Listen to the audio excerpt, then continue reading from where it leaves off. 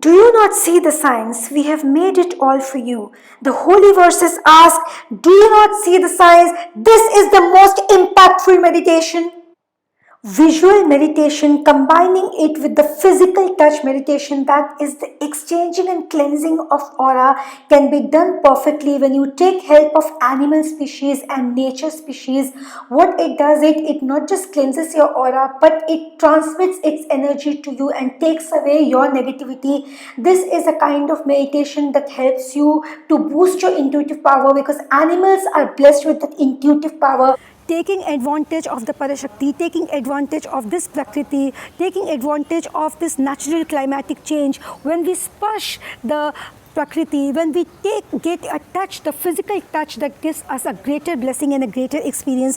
The physical touch, but don't touch the flowers, but just touching the leaves and just touching the mud and experiencing that mud. When a child plays with clay matter, it gives some sort of physical experience that works on its eternal, it works on its cognition. In the similar manner, when we make use of this climatic change and we touch these kind of leaf touching, and when we touch the mud, when we walk empty-footed on the muddy water, then those are certain experiences. With the help of the physical experience and the physical touch, we cleanse our aura, because this is designed in a way, this climate, this Prakriti that we call, everything is designed to cleanse and wash out our aura and work us perform better.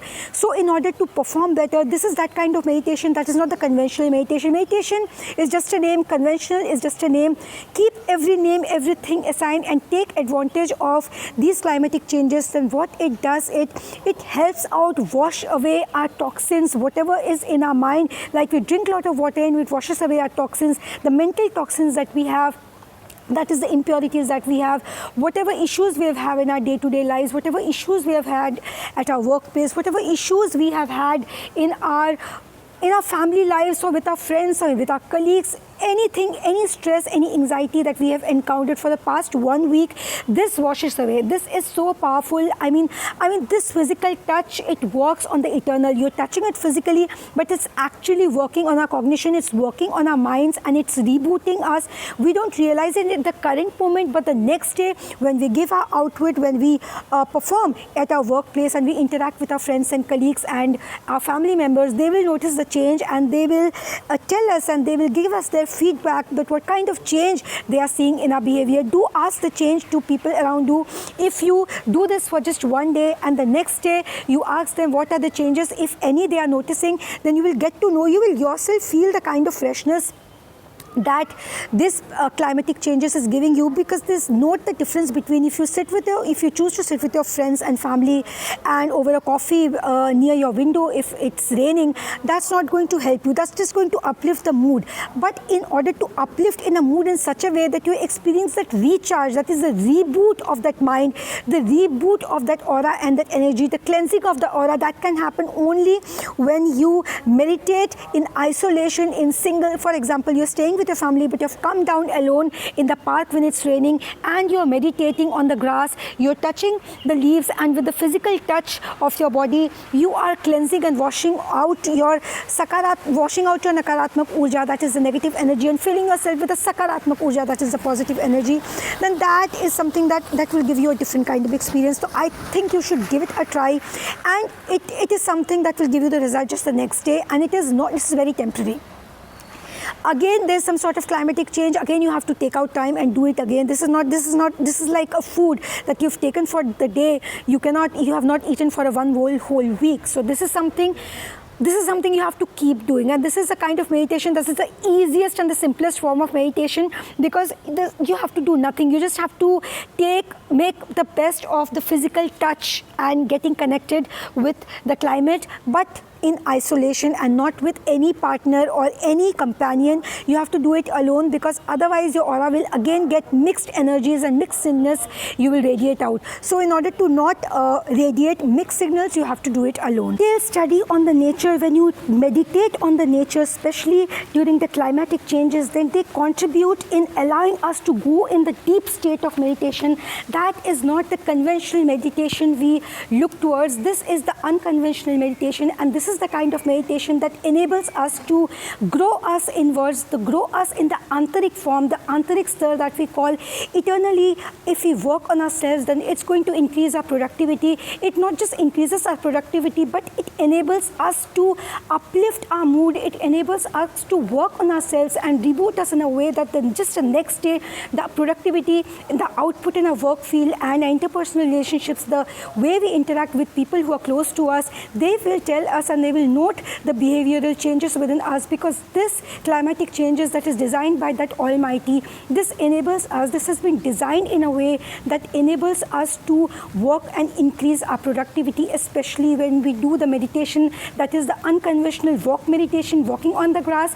Just when you open your shoes and just when you decide and choose to walk on the grass, and with the help of walking in the grass, when through the cells of our feet, when that grassroot deep connectivity, the deep networking system of the grasses, we have discussed on it, that how wild and how wide is the deep-rooted connectivity and networking system of the grass, of the roots and the plants. That is the cause of the entire vegetation that has been gifted to us by that Supreme Consciousness, by that Almighty who has designed this universe, who has designed the meditation, who has designed the vegetation, and who has designed everything that is a part of this universe. That feeling of comfort and well-being, a sea, ocean, or any nature-oriented thing can relax the mind, while a peaceful and beautiful landscape that is natural in its small form of capacity, that has been designed by the Supreme Consciousness, it has natural ability to give us that meditation and spiritual boost. When you walk empty foot on that grass, then the cells of those foot that directs your brain, it receives and gives the signal to your brain, and it is just you and that muddy water, that dirty water that is mostly connected with that nature. And when you walk on it, when you let the water touch your skin, then your brain gets that sensation and it impacts directly your cognition, for it sends those raw signals of that prakriti, of that nature to your body. What happens when you choose to take a shower on that raindrop, when you decide to walk on that muddy water without your shoes? Because this is that kind of meditation that is designed by that Supreme Consciousness.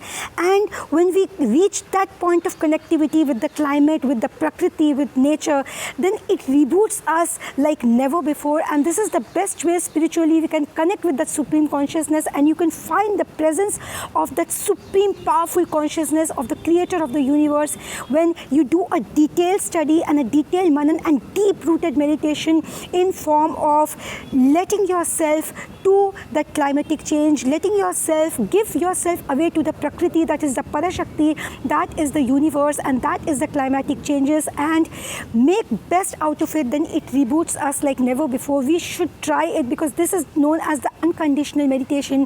When you take the help of that muddy water and when you decide to walk on that muddy water without your shoes, then I won't say that it's very safe. It's going to be dangerous, because there can be lots of insects and many things. But for a stance, if you keep everything aside, it is the connectivity. It is the connectivity you choose. It is the connectivity you choose to walk the lane. It is the connectivity you decide to connect with that Supreme Consciousness, because at the end of the day, it is the Parashakti, it is the climate that enables us, that gives us the opportunity to connect with it, and it gives us the opportunity to connect with it in a deep-rooted way, so that we can enable and take the exchange of the energy with the material world that we have. There are two worlds, that is the material world and that is the real and the actual world. When the both merge and connect, then that is when the human mind connects with the Supreme Consciousness. That single consciousness connects with the Supreme Consciousness, and I think we should make the best out of it. So those kind of sensations and the physical touching of the animal species and the plant species, what it does to us is, in addition to providing physical stimulation, a place like a waterfall or leaf or a flower, or say an animal touched soothing environment, the cleansed aura, because the animals and the plant species have aura very, very cleansed, and it impacts our mind, because it cleanses our aura, it sends its natural positive energy energy to us, and it takes away and washes away our negativity. A sight such as this may make us forget about the worries and the past stresses and the tensions and the concerns of the day. The sound of water, the warmth of sunlight, and the comfortable temperature of beautiful places provide a space of total calmness. It's almost like floating weightlessly on air. And when it comes to animals especially, it is generosity. It's generosity. You feed an animal and you touch an animal with that warmth, with that kindness, and it reciprocates. You can see it for yourself that it reciprocates. The way you can see when you feed an animal, that attachment, you can experience that sense of that spiritual oneness and the universal oneness and that holistic love and the universal love. You feel like you can feel yourself, you can feel your aura and your spirit in that animal, and you can see how it reacts and how it impacts your aura, because animals are the purest form. And coming to intuitiveness and that alertness, they have very strong alert, that intuitive power, and they're very very alert. So their intelligence level, their cleansed aura, they're so pure. Their glance, their touch, everything is so pure. Then when you feed an animal, we have read in our holy verses the kind of impact it has in our lives. When we are pressed for time or pressed for a thought, a soothing nature can help the mind, and the soothing warmth of that animal can move us away from the troubles of our day and dwell on the beauty and the serenity, the divinity and the purity of the animal and the nature species, because we coexist in this universe, and they are here in this universe, part of the existence for a reason. We have been made to coexist, nature and we, the environment, the climate, the animal species. It is a design, it is a decision of that Almighty. This is what we read in different holy verses, in different spiritual religious books, and I think this is the way we should take its help to manifest great things in our life, to manifest purity and divinity in our life. Bread, it is 41 days of life changing course, life changing experience. No dependency, what the slavery. Let's make a conscious decision to kill the dependency and not become slave to anything and everything that tries to make us go astray, and that tries to distract us from the main focus and the vision of our lives. That is universal love and universal holiness, and manifest the great things in life. So let's make a conscious promise and a conscious oath. Let's take a conscious oath to spread universal love and gain that meditative and spiritual level that can enables us to lead a great life.